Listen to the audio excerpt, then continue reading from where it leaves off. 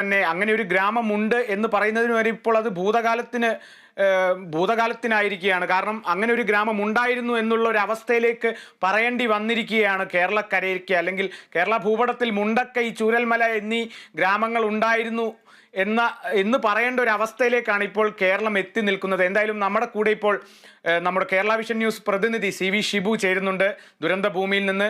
ഷിബു, ഇപ്പോൾ രണ്ടാം ദിനമാണ് രക്ഷാപ്രവർത്തനത്തിന്റെ. എന്തെങ്കിലും തടസ്സങ്ങൾ ഈ ഒരു രക്ഷാപ്രവർത്തനത്തിനിടയിൽ നേരിടുന്നുണ്ടോ? അതായത് ഏറെ ആശ്വാസകരമായ ഒരു കാര്യം ഇന്ന് മഴ കുറവുണ്ട് എന്നുള്ളതാണ്. അതുകൊണ്ട് തന്നെ കൂടുതൽ മണ്ണുമാന്തി യന്ത്രങ്ങൾ, അത്യാധുനിക സൗകര്യമുള്ള മണ്ണുമാന്തി യന്ത്രങ്ങൾ കൊണ്ടുവന്നാണ് ഇപ്പോൾ തിരച്ചിൽ പുരോഗമിക്കുന്നത്. സൈന്യത്തെ കൂടാതെ ഫയർഫോഴ്സ് ഉണ്ട്, അതുപോലെ തന്നെ NDRFന്റെ വിവിധ ജില്ലകളിൽ നിന്നെത്തിയ NDRF സംഘമുണ്ട്, പോലീസ് സേനയിലെ വിവിധ അംഗങ്ങളുണ്ട്, നിരവധി സന്നദ്ധ പ്രവർത്തകരുണ്ട്. ഇവരുടെ എല്ലാം നേതൃത്വത്തിലാണ് പുലർച്ചെ മുതൽ തന്നെ രക്ഷാപ്രവർത്തനം ആരംഭിച്ചത്. ലഭിക്കുന്ന മൃതദേഹങ്ങൾ ഇപ്പോൾ കൊണ്ടുവരുന്നത് മേപ്പാടി പ്രാഥമിക ആരോഗ്യ കേന്ദ്രത്തിലേക്കാണ്. അവിടെ പോസ്റ്റ്മോർട്ടം നടപടികൾക്കായി നിരവധി ഡോക്ടർമാരും സന്നദ്ധരായി എത്തിയിട്ടുണ്ട്. അവരുടെ മൃതദേഹങ്ങൾ എത്തുന്ന ഉടൻ തന്നെ ഇൻക്വസ്റ്റ് നടപടികൾ പൂർത്തിയാക്കി പോസ്റ്റ്മോർട്ടം ചെയ്യുന്ന ഒരു നടപടിയാണ് ഇപ്പോഴും ഉള്ളത്. 118 പേർ ഇപ്പോൾ വിംസ് ആശുപത്രിയിൽ ചികിത്സയിലുണ്ട്. ഇവരിൽ പലരുടെയും ബന്ധുക്കളെ കണ്ടെത്താൻ കഴിഞ്ഞിട്ടില്ല. അതുകൊണ്ട് പലരും ബന്ധുക്കളെ തിരയുന്നുണ്ട്. ഇവിടെ നേരത്തെ റിയാസൊക്കെ സൂചിപ്പിച്ചതുപോലെ തന്നെ 100 കണക്കിന് കുടുംബങ്ങൾ താമസിച്ചിരുന്ന ഒരു ഭൂപ്രദേശമായിരുന്നു അത്. പ്രത്യേകിച്ച് തമിഴ്നാട്ടിൽ നിന്ന് മുൻകാലങ്ങളിൽ കുടിയേറി വന്ന് താമസിച്ചവരുണ്ട്. തൊഴിൽ തേടി ഇവിടെ എത്തിയ ഇതര സംസ്ഥാന തൊഴിലാളികളുണ്ട്. ഇന്നലെ തന്നെ ഒരു കുടുംബത്തെ നമ്മൾ, ഹിന്ദി സംസാരിക്കുന്ന ഒരു കുടുംബത്തെ നമ്മൾ കണ്ടുമുട്ടിയിരുന്നു. അവർ 10 പേരടങ്ങുന്ന ഒരു കുടുംബമായിരുന്നു. അതിൽ 4 പേർ മരണപ്പെട്ടു. ബാക്കി 6 പേർ ജീവനും കൊണ്ട് രക്ഷപ്പെട്ട് അവർ ആശുപത്രിയിലേക്ക് ആണ് ഇന്നലെ അവരെ കൊണ്ടുവന്നിട്ടുള്ളത്. അതുപോലെ തമിഴ് സംസാരിക്കുന്നവരും ഹിന്ദി സംസാരിക്കുന്നവരും മലയാളികളായ അടിസ്ഥാന ജനവിഭാഗത്തിൽപ്പെട്ടവരാണ് ഇവിടെ ഉള്ളത്. അതുകൊണ്ട് തന്നെ പലർക്കും വീടുകൾ പാടെ തകർന്നതിനാലും ആകെ ചിന്നിച്ചിതറിയതിനാലും ഇവർക്കാർക്കും ബന്ധുക്കളെയോ മിത്രങ്ങളെയോ കണ്ടെത്താൻ കഴിഞ്ഞിട്ടില്ല. ആശുപത്രിയിലും ദുരിതാശ്വാസ ക്യാമ്പിലുമെല്ലാം ബന്ധുക്കളെ തിരഞ്ഞു വരുന്നവരെ നമുക്ക് കാണാം.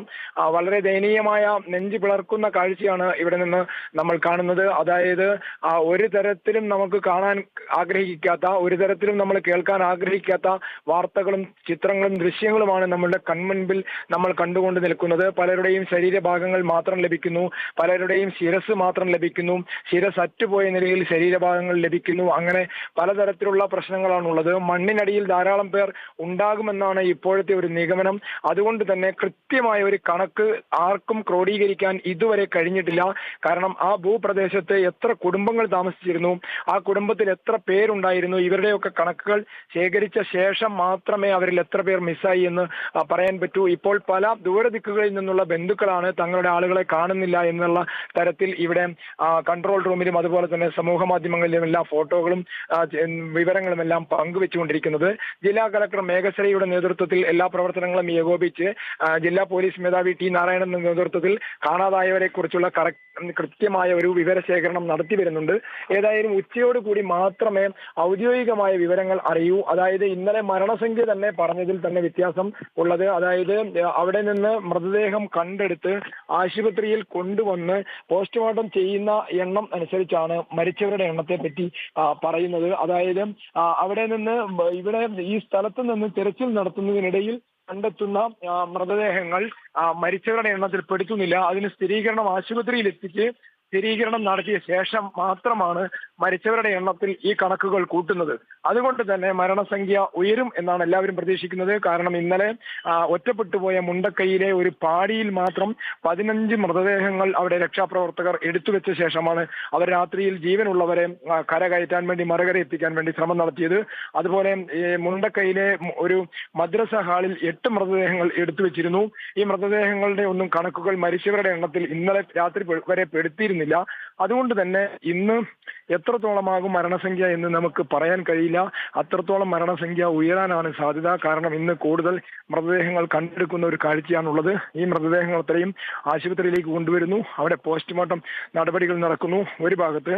മറുഭാഗത്ത് രക്ഷാപ്രവർത്തനം, ജീവന്റെ തുടിപ്പുകൾ എവിടെയെങ്കിലും ഉണ്ടോ എന്ന് അന്വേഷിച്ചുള്ള തിരച്ചിൽ, ഡോഗ് സ്ക്വാഡ് ഉൾപ്പെടെയുള്ളവരുടെ തെരച്ചിൽ, സൈന്യത്തിന്റെ നേതൃത്വത്തിലുള്ള തെരച്ചിൽ.